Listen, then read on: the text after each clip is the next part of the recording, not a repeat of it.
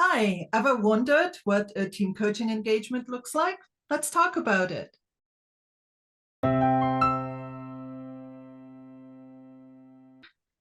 Hello, and welcome to another episode of the Team Coaching Lounge, where leaders and coaches connect and have casual conversations about team coaching and other team related topics. Hello, I'm Susan, And I'm Claudia. and we are both accredited team coaches, and we often work together to co-coach corporate teams. So sit back, relax, and join us for today's conversation. Let's get to it. So, today we are talking about team coaching engagements. Did you want to start us off, maybe? Sure. Let me just tell a little story. So I met with an executive who wanted to get some individual coaching on communication issues with his team. So normal process, we set up the initial session to make sure there was chemistry there. And it was good. And so we jumped right in and started digging into his issues. And after a couple sessions, he said his communication with his team was really improving, but there were still challenges within and across his team. He then asked me if I could do a few sessions with the team to help them with communication. And I had to clarify, and I asked the team or the individuals on the team. And he said the team as a whole. Yeah, because there's a difference, of course, right? Just like Yes. this one person got individual coaching in order to address what he maybe could do by himself in order to communicate better, the Right. same could be done for members of the team, meaning that each one of them in turn gets independent and individual coaching, right? Team coaching is Right. a whole different beast, right? Yeah. Yep. So clarified to him and said, no, no, no. The process of coaching a team is much more complex than coaching individuals because we're looking at the whole dynamics of the Right. team.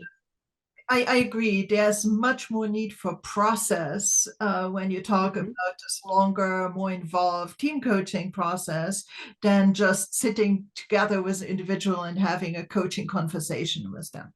Yeah, Yeah. Yep. So then, of course, he asked, what does that look like? So I thought we could talk about kind of the multiple steps that are involved in a team coaching engagement.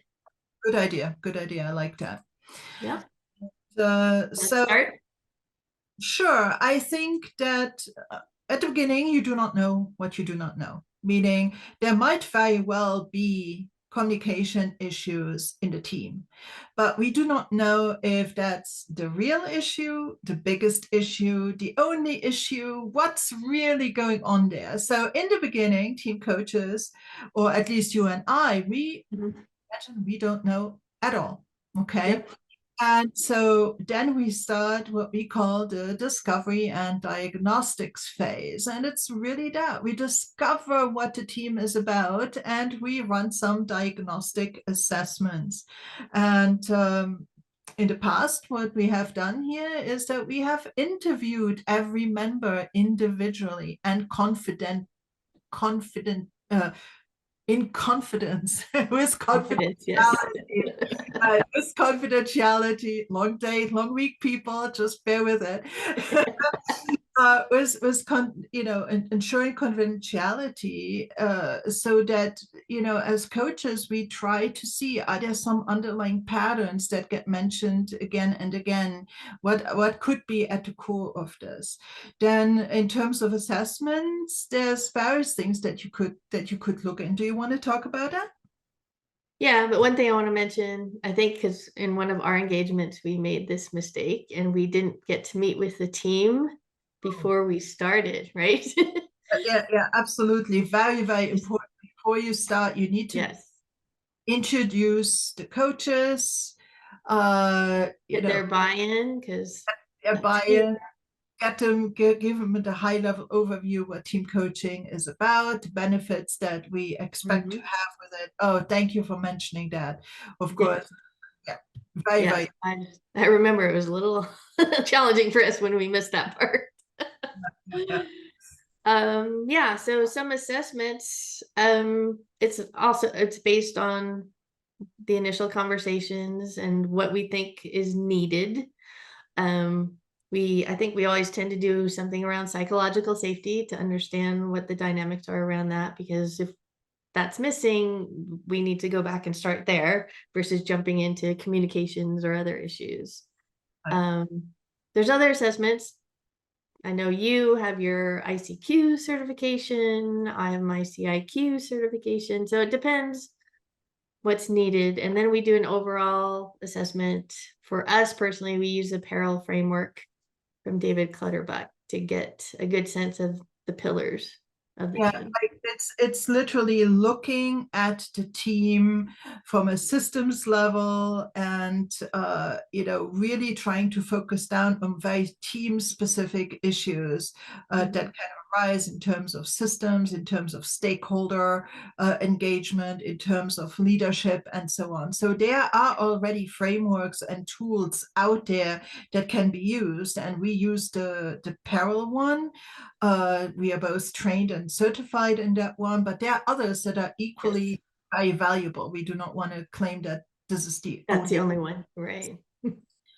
And so we have all this data, we have all this assessment data, we have the interviews. So now what comes, a big job that we are doing then is aggregating this data. I think Yeah, that's a very important step to keep in mind, that in the data that we provide to the team, it is aggregate data. We are not going to go in there and say Jane said and Tom said, and this is yeah, that guy's problem. It is going to be the team yes, has this pattern. We have observed this kind of, repeated kind of issue popping up, yeah, and also the assessments will give a team or collective related data rather than individual things. Even if we as coaches might have visibility into what specific people have answered, it's really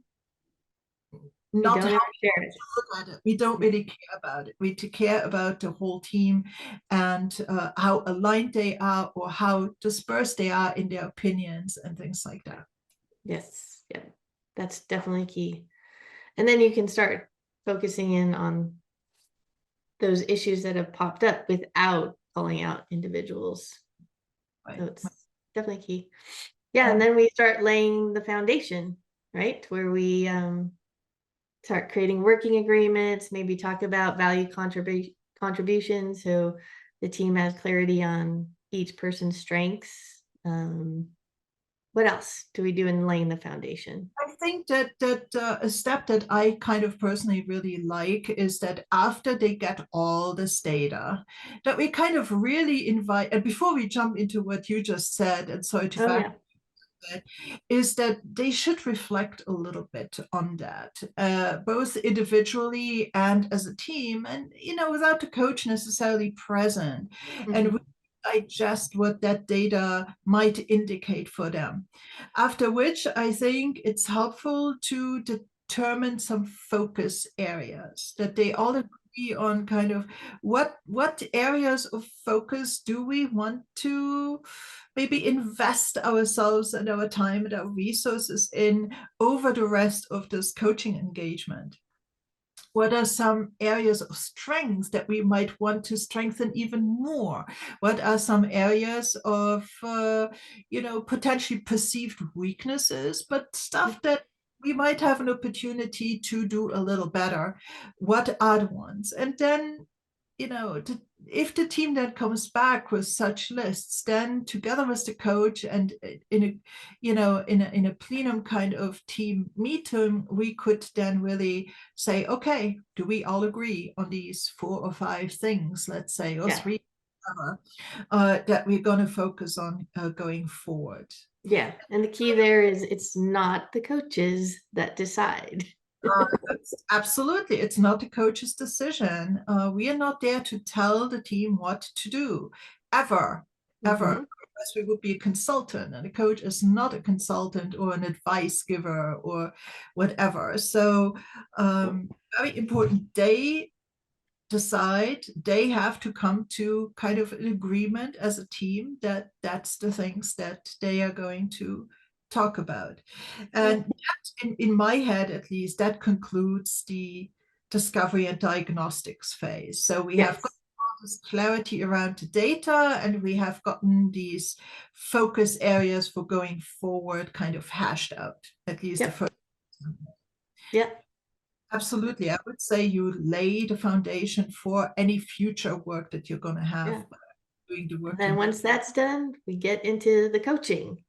Yeah. Then we And have, depending on what has been decided upon for the focus areas, that can be a few sessions, multiple sessions. It varies depending on what they want to work on.